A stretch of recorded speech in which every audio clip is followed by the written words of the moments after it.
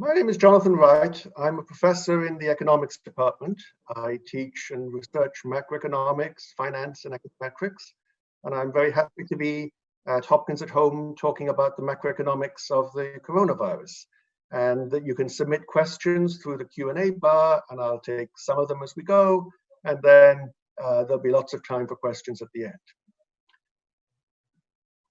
So we've had recessions caused by the Fed trying to bring inflation down, by oil price shocks, by financial crises. The global recession that is clearly already underway is unlike anything seen in a century.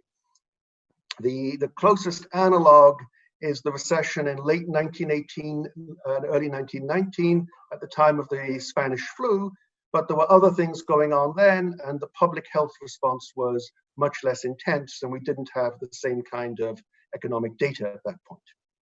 It's important to remember that a recession is almost the deliberate aim of the public health response to the crisis. It obviously isn't that anyone actually wants a recession, but the shutdown of the economy implies that goods and services are not being produced, and so that economic activity falls.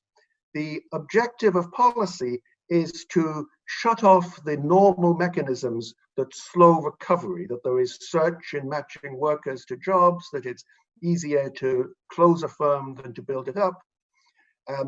And in other words, to turn what would be an L-shaped recovery into something more like a V-shaped recovery.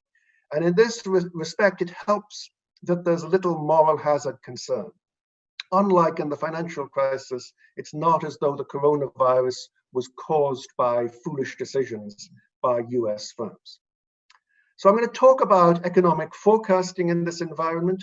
Then I will talk about federal government spending, the fiscal response, the Federal Reserve's monetary policy response, and have some conclusions. So normally in forecasting, we like to have models that we estimate on 50 years of data and they spit out a prediction.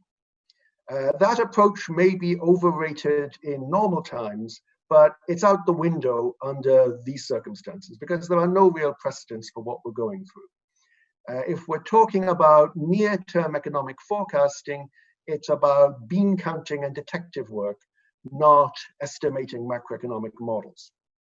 There is an interesting recent paper that looked at public health crises in a lot of countries over the years and found that on average GDP fell by 3% in the year of the outbreak and was 3% below its previous trend 5 years later. Now, coronavirus is so different from any other health event that I don't think we can use this evidence for quantitative purposes, but it is suggestive that the economic effects are big and long-lasting. So I want to suggest 3 ways of trying to tackle the question of what has happened to output, as it were, today, relative to what it was before the crisis. So the first method looks at the most timely, important macroeconomic data in jobless claims, which comes out every week. And 26 million people have lost their jobs, and the labor force is about 160 million. Some people lost their jobs but aren't eligible for unemployment insurance. Some people are eligible, but because the state systems are overwhelmed, they haven't actually been able to file. So taking all this into account, it would seem that 15 to 20% of the labor force have lost their jobs, and the remainder have lower hours and presumably lower productivity. So this kind of calculation would point to economic activity, to output, running about 20 to 25% below where it was before. The second method that I can think of is electricity output. So in past business cycles, electricity demand has moved roughly 1-for-1 with GDP. And electricity demand is something that can be measured day by day, and it has dropped by about 10% relative to where it should be given the weather and the time of year. So that would point to about a 10% drop in output. And then the third method is to look at the sectors that have been nearly completely shut down. Sectors like air travel and restaurants, they're not completely, but they, let's say 50 to 100% shut down, and count their share in consumption. And if you do that calculation, that would end up pointing to a 20–25% loss in real GDP and output. So in forecasting, Nate Silver likes to talk about two kinds of forecasts, the hedgehog and the fox. The hedgehog is just one principle. The fox puts together lots of different kinds of information. And the fox ends up doing better forecasts, just putting a lot of information together. So I think combining these and other indicators, a reasonable ballpark is that if I take output today, April 23rd, that is running at a pace that is something like 20% slower than it was before the crisis. The unemployment rate is something we like to talk about, and it's a particularly difficult thing to forecast, and maybe is not the right focus in this environment. The thing is, the unemployment rate is the number who say they don't have work but are actively looking for work, divided by the labor force, which is those who are working and those who are not but actively looking for work. So if you are in this environment laid off from a job, are you actively looking for work, in which case you would be counted as unemployed, or not in the labor force? That's going to make a big difference to the unemployment calculation, the way the government reports it. And the unemployment rate might not go up by as much as it otherwise would, because some people will reply in the survey that they are just not in the labor force. But for practical purposes, I would think of anyone who's being laid off as being unemployed. So the focuses that I would prefer to have would be on the employment to population ratio, because that gets out from under this question of, are you actively looking for work or not? Or output, economic activity. So back to my running example of, let's suppose that the pace of output has fallen by 20%. Then we could imagine a hypothetical path for economic activity. It was going on before the shutdown, and then it rapidly dropped to 20% below its previous level. Now, if we're talking about what to predict going forward, it has everything to do with the virus and the public health response to the virus. That's not really an economics question. But if we suppose that we stay in this current shutdown for another couple of months and then begin a very gradual reopening, the hypothetical path for economic activity might look something like that. And here I'm imagining a daily economic activity variable. But the way the government counts economic activity, it's not by day, it's by quarter. So we've got to superimpose on that picture the first quarter, the second quarter, the third quarter, and the fourth quarter of the year, and then turn that path for putative economic activity into GDP growth. And an important thing to remember is the way that we report GDP growth, it's reported at an annualized rate. So if output drops from one quarter to the second by 1%, that would be called a 4% drop in growth, because it's done at an annualized rate. So taking all that into account, having that as the underlying path of activity, you get something like this for annualized GDP growth rates. So the first quarter, where we'll actually get data next week, if this path were right, should be small, relatively small and negative, about -4 or -5%. That's still a very bad quarter, but relative to what's coming, it's quite mild. The second quarter, if we're talking about GDP growth at an annualized rate, with this kind of exercise would come in at worse than -50%. Now, some of the numbers that I've heard people talk about are more like -30%. The jobless claims data and other factors would make me think that while that's perfectly possible and uncertainty is huge here, that would be -30 at an annualized rate would actually be a good outcome, amazingly. In one sense, there is less uncertainty than normal in that this is the first time there's a recession where you know that the recession has begun within weeks of it beginning. But in other respects, in knowing what is the likely output growth for the second quarter, the uncertainty has to be huge. I've come up with a way of getting a number like -50, but in any event, it's going to be a big negative number. And then with the trajectory I penciled in, you get a bit of a rebound in the second half of the year. But this kind of calculation assumes that you can restart the economy seamlessly. And what we have learned from past business cycles is that you cannot do that. It is very hard to restart the economy. There are job matches. Somebody has a match to a job that's lost and it's hard to make again. Firms go out of business. Firms and households have less savings and more debt than they want, so they want to deleverage, and they want to do that for years afterwards, so they don't want to spend, and that weakens the recovery. Firms end research and development spending, and so that makes productivity grow more slowly.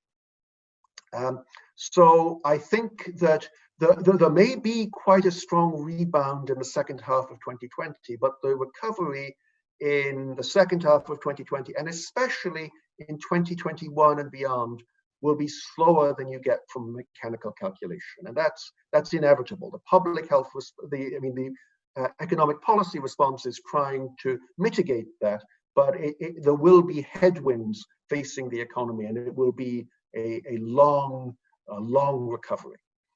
In fact, I do not see the economy back on its old trend line within 5 years.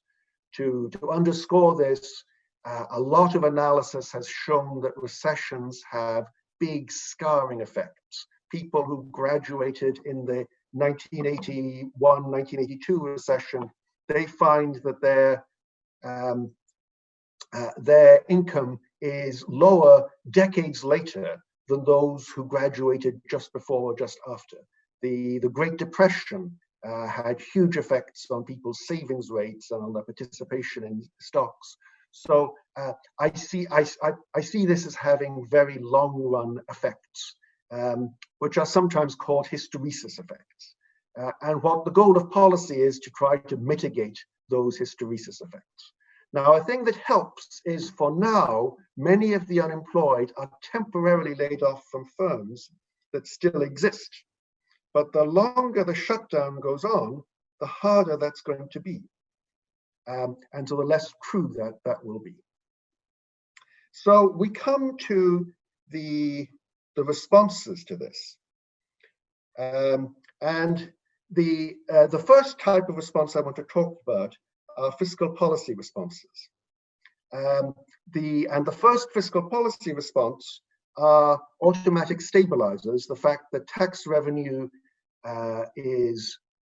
goes down, the government pays more in jobless claims, and all of that happens without Congress having to do anything. And that amounts to about 5% of GDP. Then there are some packages, some deliberate actions by Congress that have taken the form of stimulus checks and financing to firms, and so far that's amounted to a bigger amount, about 12% of GDP. And more fiscal stimulus is likely to be coming soon. So a way that we like to think about this as economists is to ask, what is the change in output per percentage point change in government spending, the fiscal multiplier. And that's going to be a different animal in this environment. It's likely to be different at short horizons and at a medium horizon. If you give money to a restaurant to keep it from going out of business, that's not going to get it to produce any meals in the near term, but it will keep it functioning a year down the road. So it could be that the multipliers are bigger at a 1 year horizon than at a 1 quarter horizon. And it's probably more dependent than usual on the type of stimulus. So the most effective proposals are ones that come in place quickly and prevent bankruptcies and layoffs to short circuit this kind of hysteresis effect. And many of the proposals that have been put out there are weak or bad on these criteria. So the worst one that I've seen is deducting meals expenses for corporate tax. In the near term, nobody's going out for meals, so that's not going to help at all. A better one is a payroll tax holiday, but that doesn't do anything to help people who lose their jobs, and it would give a larger tax cut to people who would have a higher marginal propensity to save. So it's going to do a bit less for consumption. Another one that might be good for other purposes but doesn't meet the come in place really quickly criterion is infrastructure spending.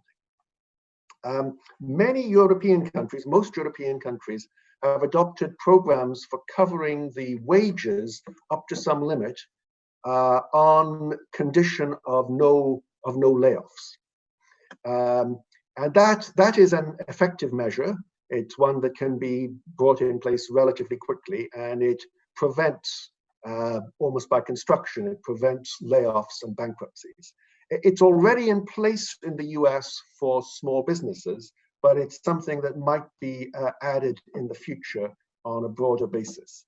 And I'm happy to take any questions. I should just note to the organizers, I'm not seeing any questions come through, so I'll just carry on. There are other possibilities that might be quite effective, including expanded aid to states.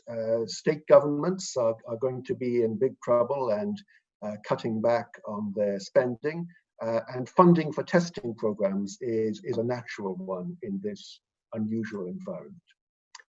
Now to the monetary policy response. The Fed response was very quick.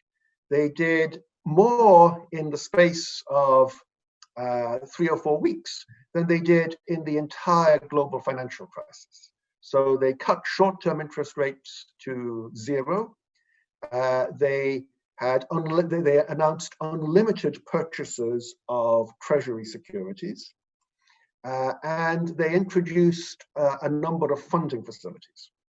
So legally, the Fed is only allowed to buy treasury securities and mortgage-backed securities that are created by agencies. But they are able to lend against sufficient collateral, what they see as sufficient collateral to avoid risk of not being paid back. And these can be non-recourse loans. So they can lend money to a dealer to buy commercial paper, and if the commercial paper defaults, then the dealer does not have to pay them back. So in all practical purposes, this amounts economically to the Fed buying the commercial paper, but it's important that legally it's structured as a loan. And the Treasury has agreed to take the first loss on these loans. So $450 billion in funding from the Treasury can be leveraged into $4.5 trillion in loans. And these loans have been made to buy commercial paper, long-term corporate bonds, municipal short-term credit, that's an important one that might get expanded, small business loans. The scope of the funding facilities of the Fed is bigger than it was, much bigger than it was during the global financial crisis. So I see a question here from Chris about what are the specifics of additional wage relief and how long does it take to show up in terms of effects.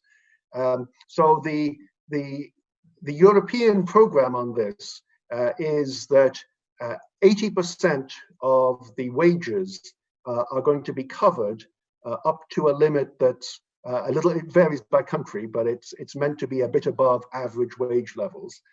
But the firm has to agree to no layoffs for the government to pay 80 or 90% of wages. So the nice thing about that is it will never even show up in jobless claims. And it's about the quickest that you could possibly get. So the Fed's response was very quick. They cut short rates to zero. The size of the balance sheet. So the Fed's balance sheet in all of this, it used to be under $1 trillion, and it rose during the financial crisis, and it shot up in the last couple of weeks. It's now over $6 trillion. The goal of the Fed response has been market functioning and crisis management. Market functioning was very poor. Treasury markets had big bid-ask spreads. Even markets that normally function extremely well were not working. I think over time, the nature of the response will shift into macroeconomic stimulus. The size of the Fed's balance sheet is going to something like $10 to $15 trillion.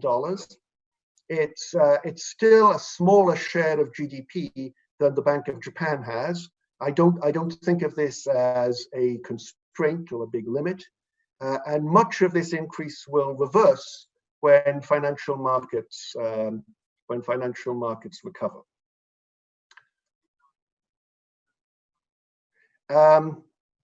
Now, an important question is of the fiscal space here. The Treasury marketable debt to GDP ratio was 80% at the end of 2019. And between automatic stabilizers, the stimulus in place already, and what's likely imminent, that's going to go to something like 120% by the end of 2022. And numbers like this were once seen by some as apocalyptic. There was a view expressed that 90% of GDP was a tipping point, and there was a lot of concern after the Great Recession, after the global financial crisis, that the debt to GDP ratio was a big problem. I think these concerns were overblown. I think a lot of macroeconomists at Hopkins, like my colleague Larry Ball and Chris Carroll, thought, and I did, that these were very much overblown. But in any case, we're going to see. We are going to have a debt to GDP ratio of 120%, even with just the stimulus that is in place or likely to come soon. And I don't see this as a problem. Rich countries have the privilege of being able to do this. There's a question from Stephen about what history tells us about the relationship between the scale of the federal stimulus and the speed of the recovery. It's very hard to tell, because this is a type of recession that is all of its own kind. There are no real analogs to this. Large fiscal stimuluses have tended to produce relatively quick recoveries. The mistake that policymakers have made has probably been, in most cases, in doing too little and leading the hysteresis effects to build and making the recovery slower. But it's very hard to get much in the way of a historical track record on that question. So on my statement that there is plenty of fiscal space, I think I would add two caveats to that. One is, if there cannot be some move to a targeted reopening with testing over the summer, then the costs balloon quickly and get much bigger than even the 120% of GDP that I'm talking about. And the second is a point that before the coronavirus crisis, both ends of the political spectrum had concluded that deficits don't matter, and that they wanted to have either tax cuts or the Green New Deal and weren't going to worry too much about deficits. I think that in the long run, once we've got through all of this, once the recovery has taken root, either end of the political spectrum is going to find themselves more hamstrung. Wherever the limit to debt to GDP ratios is, we're going to be closer to it.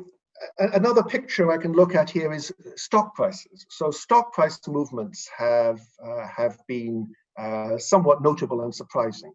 This is a picture that shows the S&P 500 over the last year and a half. it plunged in what is, by many metrics, the steepest bear market in history, but it's actually back already halfway to halfway to the previous peak. So it is trading on a price to earnings ratio of 24 using last year's earnings. So that would be a high price to earnings ratio historically. Of course, it's with a very low level of interest rates, but it's a high price to earnings ratio historically.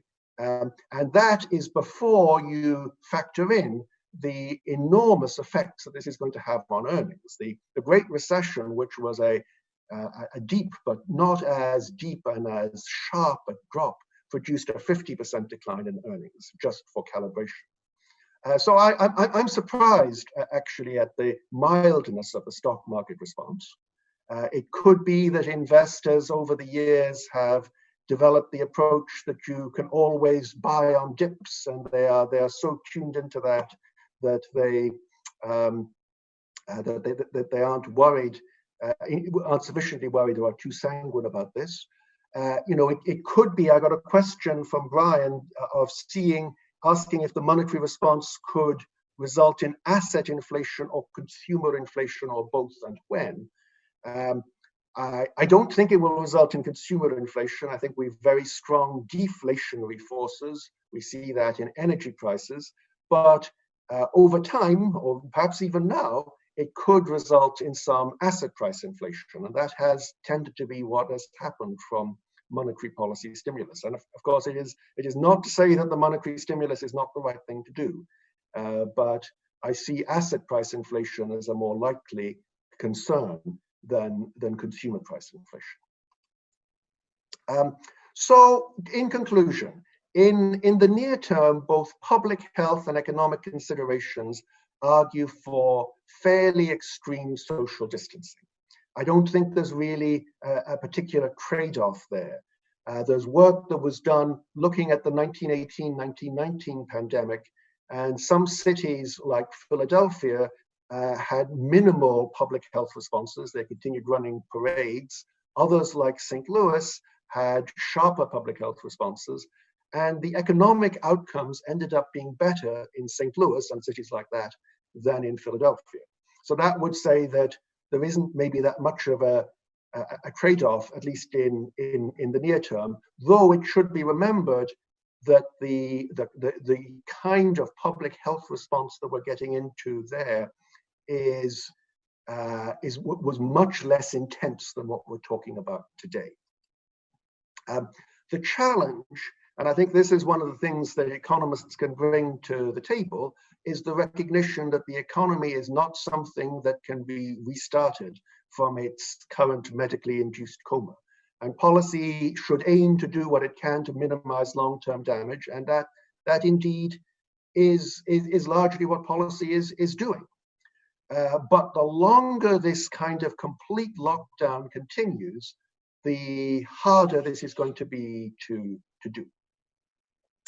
The timeline for a vaccine being mass produced, as I understand it, is 1 to 2 years off. And staying in our current state of lockdown for that length of time is not an option. The costs are far beyond those that we are currently envisioning, and you're going to get into things like disruptions in food supply. It's easy to make statements like human life is priceless, but individuals and public officials are always making trade-offs between costs and safety. We make these trade-offs when we drive cars, when we get in planes, when we don't spend 100% of GDP on healthcare. You can make those trade-offs implicitly or explicitly, but doing it explicitly generally will make for better and more consistent decision-making. In the context of highway safety, a ballpark number that has been in place for a long time is $9 million per life. I don't know that that's the right number, but there are public health economics trade-offs like that that are going to have to be made. I'm not talking about going back to the way things were in February, but some partial reopening with lots of testing and with vulnerable people being protected passes, I think, any reasonable cost-benefit analysis. So that concludes my remarks. So I want to look at some of the other questions that I have got. So one of them from Henry is, the big businesses were quicker to apply for government support than the small businesses, and the money ran out. How do we prevent this from continuing? It's very hard to prevent that from continuing. There is one thing that some of the big businesses have been shamed into returning their funding. It was meant for small businesses. The amount of funding has already been increased, and it probably will have to be increased more. The difficult thing is that you have to design these responses extremely quickly. And if you are too concerned with making sure that quote unquote undeserving, or those that are not in so much need of getting it, don't get it, that slows and delays the response. So that's the trade-off that policymakers face. I think that there's lots of sectors of the economy that you might wonder if you want to give them funding. Like an example is the fracking industry. Is that one that you want to give funding to? But the delays that are going to come into the process by picking winners and losers and adding in constraints are hard. So it's necessary that the public response is to give this relief in quite a broad way, which means it's difficult to prevent big businesses from sucking up all of the government support that was meant to be from the Small Business Administration. From Veronica, there's a question of how will all these government stimulus programs and other interventions be financed, especially with tax revenue dropping? What will be the impact of that deficit? And what about the states? So this is getting into the question of the debt to GDP ratio. The stimulus is being fully debt financed. It is not being tax financed at all. It is debt financed, and that is the right thing to do under these circumstances. The deficit was already at a high level. It was at about 5% of GDP, and it is going up to something over 20% of GDP. I think that for the US, and indeed for other rich countries, there isn't any particular imminent constraint in the ability of the government to borrow. It is important not to worry too much about fiscal sustainability, at least not in this kind of crisis environment. And indeed, if you sit back and do nothing, you're going to have a worse debt to GDP ratio, if not because debt goes up, because GDP goes down. There are lots of cases of countries, rich countries, having debt to GDP ratios that are above 100%. One of my favorite examples is that the United Kingdom, for most of the 19th century, had a debt to GDP ratio well above 100%. And that was actually a pretty good century for the UK. So it will be financed by debt, and in the near to medium term, that is not a problem, although it will hamstring the political process further down the road. Now, the question of the states is a very urgent one. The states are not in the same kind of position to borrow, and they are sharply cutting spending, which is adding to the downturn. And for now, it seems that Congress is relatively unwilling to do much to help the states. So it could well be that the Federal Reserve ends up using more of its special lending facility, which already has a short-term municipal funding facility. It might expand that. It might make it available to more local governments. But that's a very important thing to do. I see a question from Fritz. Which countries do you see doing the best job of dealing with the economic ramifications of of COVID-19? Well, a lot of countries have taken somewhat different approaches. I think one that I would single out is the European approach of tying the stimulus to the jobs rather than to unemployment insurance. I think that is probably more effective from a perspective of minimizing these hysteresis effects. That said, it's also true to say that this is something that European countries have done in the past, and so they have the infrastructure well set up to do that. The US has taken the philosophy that you don't want to save the firm, you want to just give the assistance to the workers. And in a normal downturn, that probably seems the right thing to do. It's probably not the thing to do in this one because it is so unique, and there are many firms out there that will not survive, but that are viable in the longer run. I don't know if it's really an option for the US to do it quite as seamlessly as it was done in Europe, but that is one thing. I think within the US, the Federal Reserve has done a remarkably good job in dealing with the economic ramifications of this. So have other central banks. They've all done this, and in many ways, the Great Recession was something of a dry run for this. They developed tools in the Great Recession, and they have pulled all of these out and others and done it all within a matter of weeks. And they have certainly taken the lesson from the Great Recession that you want to front load what you're doing, which they've done in a big way. From Chris, what are the most likely impediments that could derail or slow the recovery?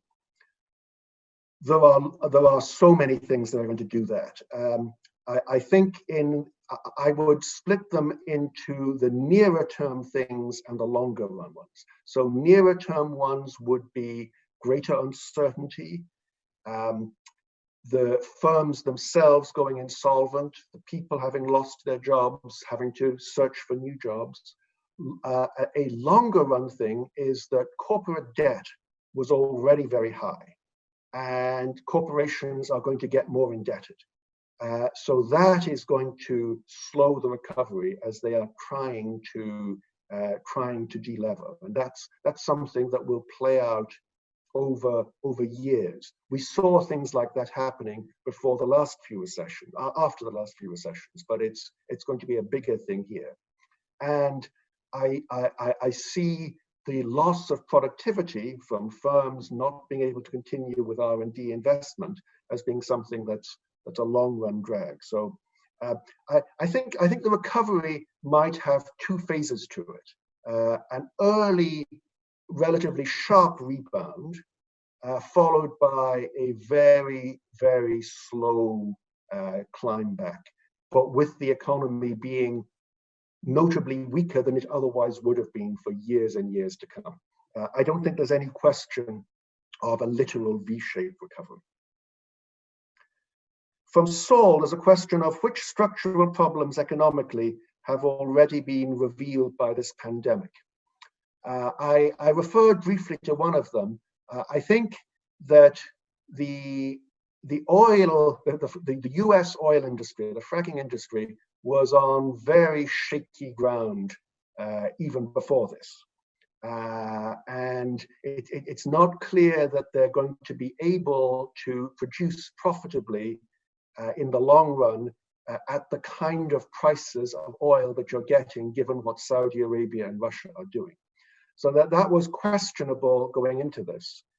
And it is certainly been revealed, and many of them have already gone bankrupt, and more will go bankrupt in the future. So there are sectors of the economy that were weak before this, and will probably be killed off to a large extent. And another one is department stores. I think department stores were weak, and their demise is going to be accelerated by this.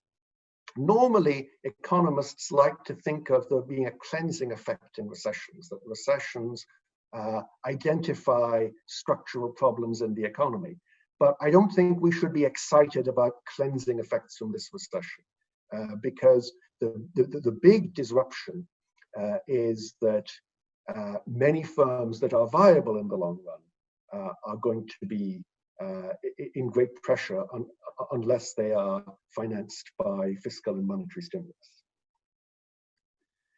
From Jeff, there's a question. If policymakers announced that state lockdowns would end on December the 1st, much further than we hope or expect, would that be better or worse from a macroeconomic perspective than the current state of uncertainty about the end?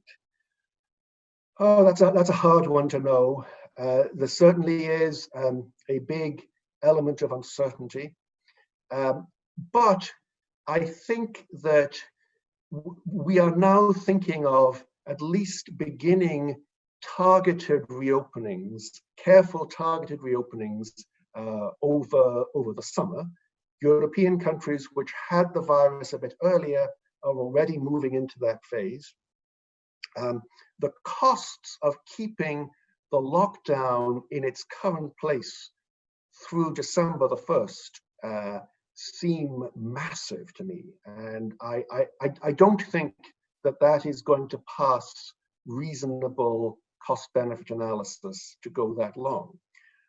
Now, you say that that would reduce uncertainty, and it might in some way. But the other thing to remember is that while the shutdown can stop economic activity, just announcing that the shutdown is over doesn't necessarily bring it back. Right now, if the government were to announce that restaurants were free to open again, very few restaurants would actually open. So in a large sense, the shutdown is the endogenous response to the virus, not something that is created by policy. There's a question from an anonymous. It says, how do you think about the long-term consequence on income distribution of the crisis? I'm worried that it may increase the division of the country further. And that's a very fair point. One of the questions was about what are the structural weaknesses that this crisis has highlighted, and one of them I should have mentioned really was inequality. And that inequality is likely to worsen in the near term in response to this. Now, some of the policies have been geared very specifically at trying to cushion the bottom end. So it is not that policymakers are blind to this. One thing that I would highlight is the unemployment insurance program has been tweaked to, for the near term, give a replacement ratio. So that's the ratio of benefits to previous wages of around 100%. And in normal circumstances, you don't want to do that because you think that would have disincentive effects on work. In this environment, I don't think the incentive effects are first order. The distributional effects are, and this has had very big distributional effects. And this shock is going to hurt the poorest elements of society the most. And of course, that's true in economic terms. It's also true in public health terms. The poorest people are those who find it hardest to socially distance. So inequality is something that is a big understory to this coronavirus question. From Andy, there's a question. There doesn't appear to be a coordinated global response.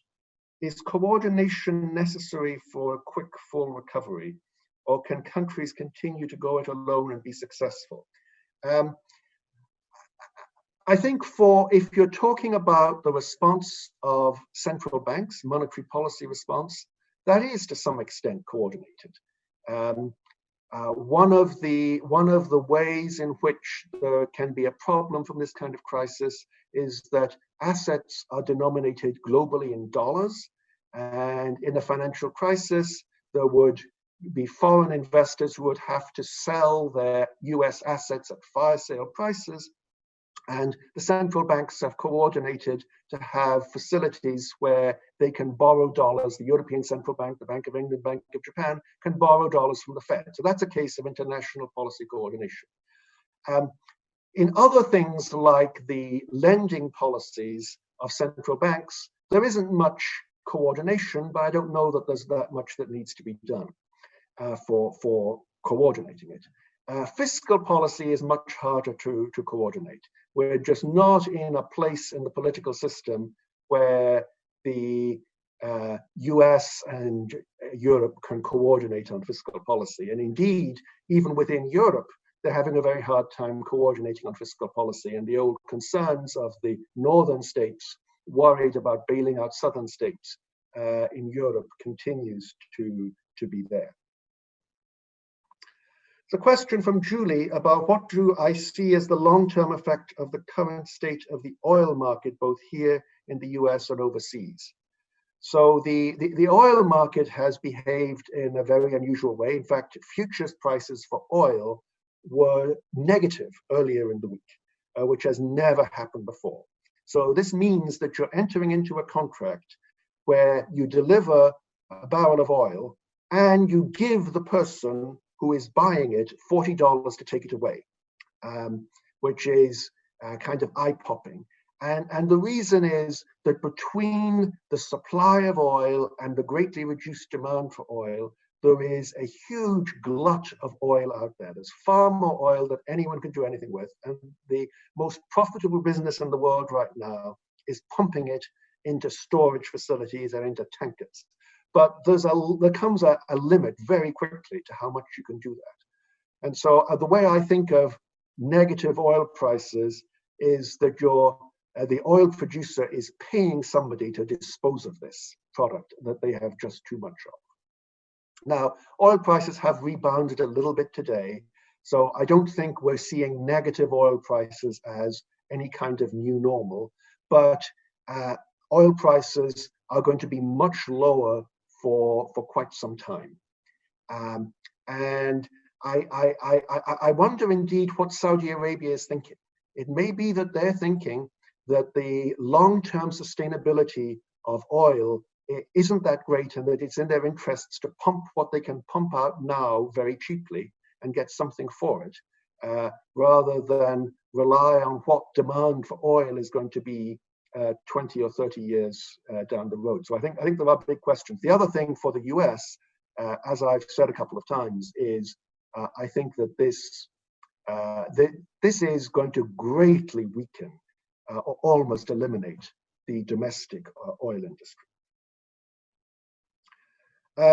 Question from Veronica. The European approach seems to have limited application in LMICs, where there might be much larger informal workforces. I'm not sure what LMICs mean, but I think it's probably referring to emerging markets.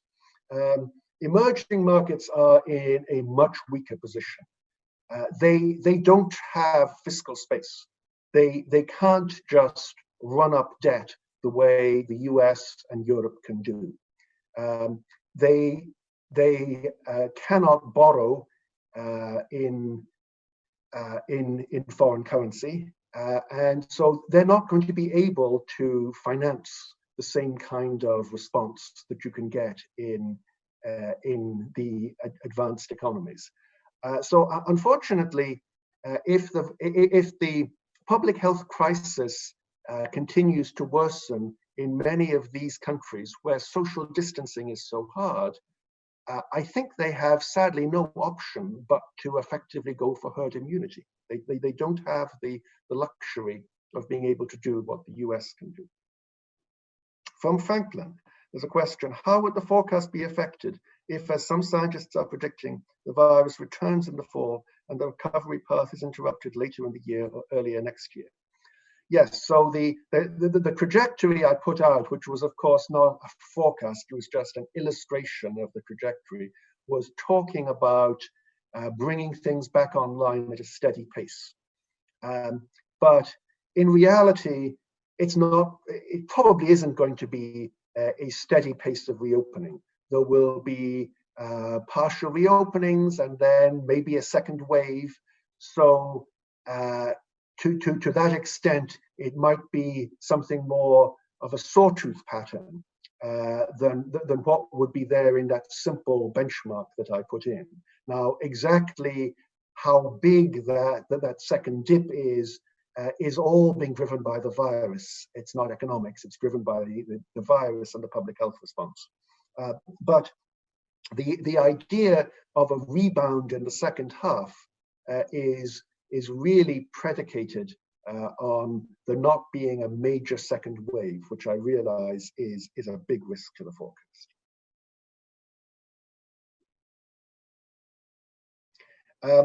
The question, what uncertainty comes from repeated lockdowns over the next 1 to 2 years till we have the vaccine? Do you think that's likely? So lockdowns to some degree, I think are likely until we get the vaccine, and I have no idea when or even if we're getting the vaccine. That's a question for the epidemiologists. The uncertainty, I don't see it really as coming from the lockdowns. The lockdowns have their cost, but for as long as this virus is out there, economic activity is going to be badly affected, whether we have lockdowns or not. Nobody is getting back on planes. Nobody is going out to restaurants, even if they're told they're allowed to do so, or at least many people are not. And that's certainly giving a lot of uncertainty, and it is not a time that firms are going to want to make long-term investments, even if they had the capacity to do so because of that uncertainty. But a bigger thing is not just the uncertainty, it's the direct effect of the virus and the lockdowns collectively on economic activity.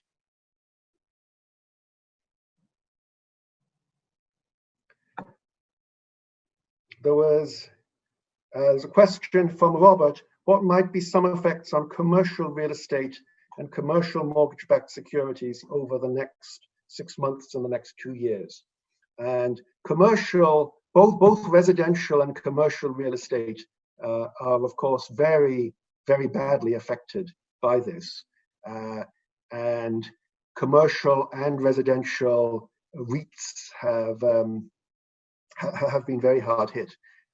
One of the important things is that unlike in the Great Recession, the Fed is actually buying or funding commercial mortgage-backed securities. So that is designed to boost that market a little bit.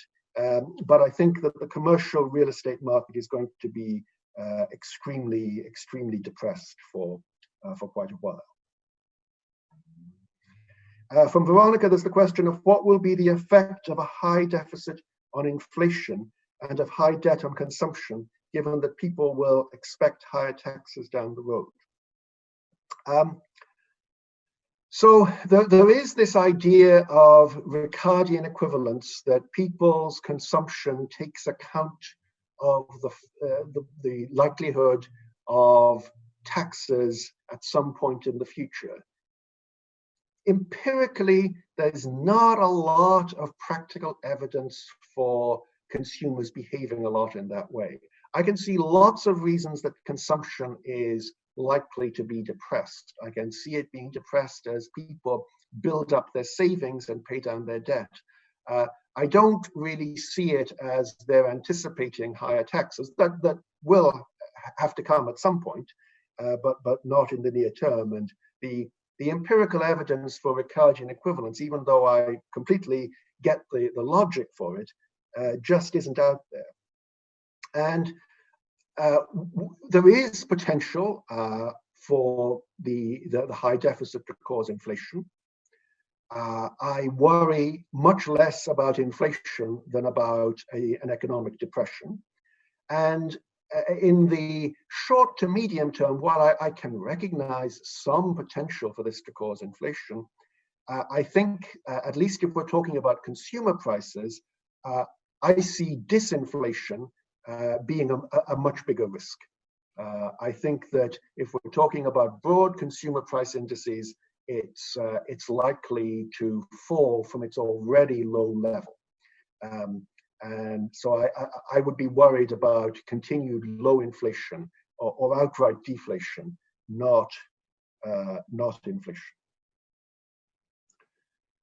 A question from P, how would you ideally structure the reopening? Which businesses or sectors should go first? So that's largely a question that is a public health question. Although from an economic point of view, it's important that the sectors that are part of the supply chain have some priority. And of course, the healthcare sector above all else, but the sectors that are part of the supply chain have particular precedence in trying to reopen the economy. So one thing that I've noticed that is quite alarming is that the meat processing industry is being shut down in some places by this, and that kind of process could cause supply disruptions, and that's something that would be a worry. But really, what I'm saying is that we should have some systematic way of making the rather difficult public health economics trade-offs, because it is so costly to continue this lockdown in the current form for the rest of the year. And it may well be that keeping some people isolated, like elderly people isolated, people who are immune compromised isolated, while letting others go back to work under very tightly controlled conditions and with lots of testing, would work wonders for the economic costs while having limited public health costs. I do worry that sometimes the public health people treat the economic costs as a bit of a footnote, and it's not. It's not even a footnote if you're talking only about lives, because these severe recessions have tended to produce increases in what Angus Deaton and Anne Case call deaths of despair, alcoholism, suicide, opioids. A lot of that has to do with long-term economic dislocations. So I think we do have to factor in concerns about these long-term economic dislocations after we've got past this immediate first wave. There's a question from Eric. How did governments respond to the 1918 flu epidemic? Were there regional disparities like we see in the current crisis? I did mention this one briefly early on, that some cities had very active responses to this, and others had less so, or I should say, relative to the standards of 1918.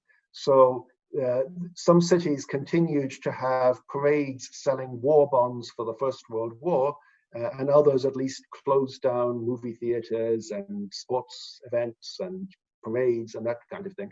And the regions that took the stronger approach ended up having a faster recovery from it. But the calibration of what they were doing back in 1918 is a much less intense kind of public health response than we've got today. There's a question, will new or reinvigorated industries related to COVID make any significant impact to the economic recovery?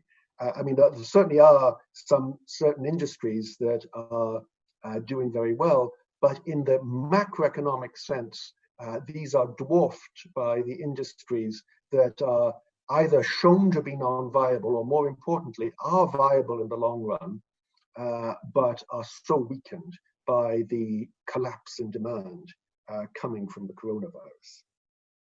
There's a question from Sharon.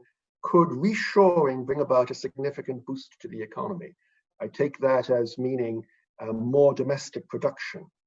Could that be a significant boost to the economy?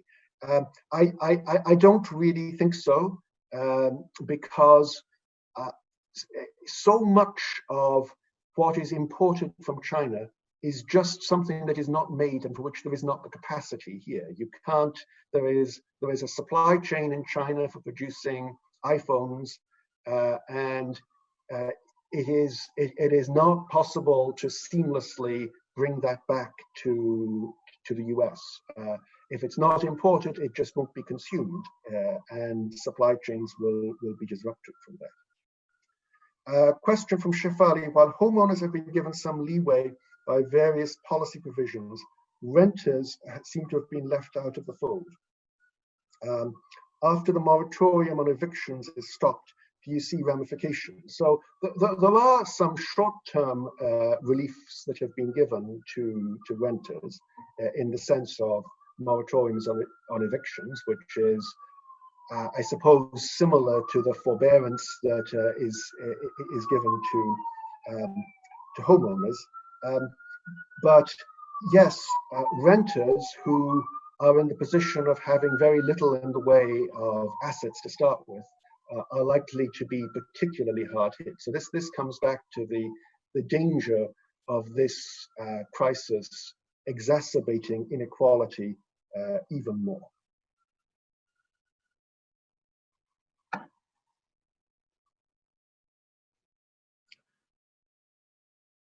From Fritz: what would you recommend to the administration regarding tariff policies? Any reason to maintain any tariffs except for political signaling reasons? I do like all economists. If economists were running the world, there wouldn't be tariffs, or there wouldn't be much in the way of that. And the tariff war that was put in place with China before the coronavirus got going, I see that as having been a lose-lose situation. It was bad for US consumers and US firms, which were part of supply chains and depended on goods from China that were not going to be seamlessly relocated to the US. Like I think 99% of economists, I would like to see the higher levels of tariffs taken away, and I see that as being something political, not motivated by economic concerns.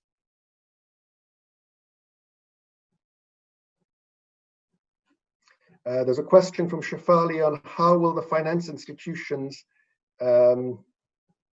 question went away, but okay. It was how will finance institutions be affected by the fiscal and monetary policy response? Financial institutions are obviously benefiting a lot from this response. The response is going to, otherwise they would be in a lot of trouble, but they are going to be kept solvent. They are benefiting from both the fiscal policy response and from the lending facilities of the Fed, and from the Fed buying up treasuries and mortgage-backed securities.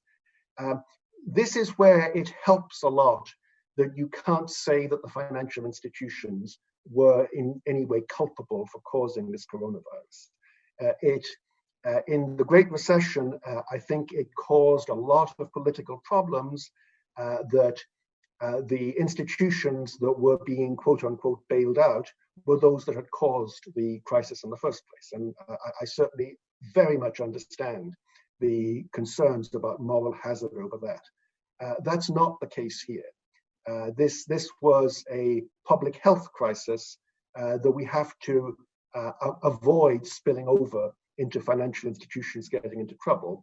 And I think that will largely be successful, though there are sectors, particularly the sectors that are non-banks that service and originate mortgages. Even the help that's been given may not be enough for all of those.